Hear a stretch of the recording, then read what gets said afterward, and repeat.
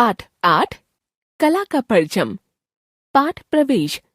कला बहुआयामी होती है तथा कलाकार चिंतनशील। कलाकार के लिए उसकी कला उसके उस चिंतन या दृष्टिकोण का रूप होती है जो वह समाज के प्रति रखता है। एक कलाकार के लिए न कोई उम्र बाधा बनती है और न कोई सीमा, न बंधन। यह पाठ ऐसे ही एक निश्चल कलाकार का साक्षात्कार है। सैयद हैदर रजा भारत के उन बड़े कलाकारों में से एक हैं जिनकी बनाई पेंटिंग पूरी दुनिया में सराही जाती हैं। आज भी उनकी कलाकृतियां इस बात के प्रमाण स्वरूप मौजूद हैं। कई पुरस्कारों से सम्मानित होकर और वर्षों की कला साधना के फल स्वरूप सत्य को पहचानकर वे उसी में रम गए थे। रजा फाउंडेशन को मजबूती प्रदान करते हुए वे पंच तत्व पर काम करना चाहते थे, क्योंकि इन तत्वों से ही यह संसार बना है। एक दैनिक समाचार पत्र के संवाददाता से हुई उनकी बातचीत का अंश उनके जीवन की झलक प्रस्तुत करता है। रजा साहब, भारत लौटने का विचार आपने कैसे बनाया? फ्रांस में 60-70 साल रहने के बावजूद अपने वतन को मैं एक पल के लिए भी नहीं भूला। हर साल मैं कुछ समय के लिए भारत जरूर आता था। मैं वहां बहुत महत्वपूर्ण काम कर रहा था। उसे हर हाल में पूरा करना था। यह भी देखना था कि विश्व कला क्या है और भारतीय कला को क्या होना चाहिए। यह काम पूरा करने में समय लग गया। इसके अलावा वहां पर एक बहुत ही खूबसूरत लड़की मिल गई। वह चित्रकार थी। उससे मेरा विवाह हो गया। वह अपने परिवार की इकलौती लड़की थी। उसकी मां ने कहा, बेटा, मेरी एक ही बेटी है, तुम यहीं रहो। उनको दुख ना पहुंचे इसलिए 15-16 साल वहां ज्यादा रुकना पड़ा। दुर्भाग्यवश उनका देहांत 2002 में हो गया। मेरी कोई संतान भी नहीं थी। मैंने सोचा कि अब अपने देश लौटना चाहिए। उनके मरने के 8 साल के बाद 2010 में मैं भारत लौटा। कैसी रही वापसी? अब तो आप यहीं रम गए हैं। मेरा लौटना बहुत रचनात्मक और फायदेमंद रहा।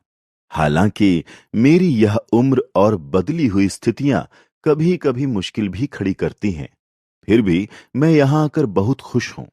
भारत एक महान देश है। अब मैं यहां रम गया हूं। रजा फाउंडेशन स्थापित करने के पीछे असल मकसद क्या है? चित्रकार एमएफ हुसैन, तैयब मेहता और सूजा ने जो काम किया है वह बेहतरीन है। इनके अलावा और भी बहुत से चित्रकार हैं जो अच्छा काम कर रहे हैं। उनमें से कुछ चित्रकार यह जानते हैं कि उन्हें किस दिशा में जाना चाहिए, पर कुछ चित्रकार ऐसे हैं जो दुविधा में हैं कि क्या करें। जब कभी युवा चित्रकारों से मिलने का मौका आता है तो बातचीत करने के लिए समय बहुत कम मिलता है। एक दिन मैंने सोचा कि क्यों ना एक ऐसी संस्था बनाई जाए जहां कला की सभी विधाओं के लोग एक साथ मिलकर संस्कृति के बारे में सोचें। उसी दरमियान यह आइडिया आया और रजा फाउंडेशन बना। हालांकि मैं अपना नाम नहीं देना चाहता था, लेकिन सभी ने कहा कि आप अनुभवी हैं, आपको अपना नाम देना चाहिए, इससे अच्छा प्रभाव पड़ेगा। दिल्ली में समकालीन कलाओं का संग्रहालय भी तो आप बनाना चाहते हैं? मैं नहीं बना रहा हूं, फाउंडेशन बना रहा है। भारत में सांस्कृतिक जागृति है। नृत्य, संगीत, लेखन, कविता और चित्रकारी में बहुत काम हो सकता है। मेरी इच्छा है कि इस दिशा में कला की सभी विधाओं से जुड़े हुए युवाओं को सही मार्ग दिखाऊं ताकि वे रचनात्मक दिशा में आगे बढ़ सकें। भारतीय कलाकारों में आप किन्हें पसंद करते हैं? कई चित्रकार हैं जिन्हें मैं खूब पसंद करता हूं। वे सभी हमारी पीढ़ी के चित्रकार हैं, जैसे तैयब मेहता, अमृता शेरगिल, गायतोंडे, रामकुमार, अकबर पद्मसी और कृष्ण खन्ना। कुछ युवा चित्रकार भी हैं जिनको मैं पसंद करता हूं, जैसे संजीव भोसकुटे, सुजाता बजाज। नई पेंटिंग्स में किन विषयों पर काम करना चाहते हैं? मैं पंचतत्व पर काम करना चाहता हूं। बचपन से ही शिक्षकों ने जो मार्ग मुझे दिखाया है उसी पर 60-70 साल से काम कर रहा हूं। अब भी उसी पर काम करना चाहता हूं, क्योंकि पंच तत्व से ही संसार बना है। इसलिए सत्य कहां छुपा है, उसकी खोज करनी चाहिए। आपकी कलाकृतियों में बिंदुओं को गहरे आकर्षक रंगों में रखा गया है। क्या इसका कोई गहरा आध्यात्मिक महत्व है? हाँ, जैसे हम बिंदु को आत्मा समझकर रंगों के माध्यम से पहचानते हैं, उसी तरह रंगों के माध्यम से आत्मा की ओर जाते हैं।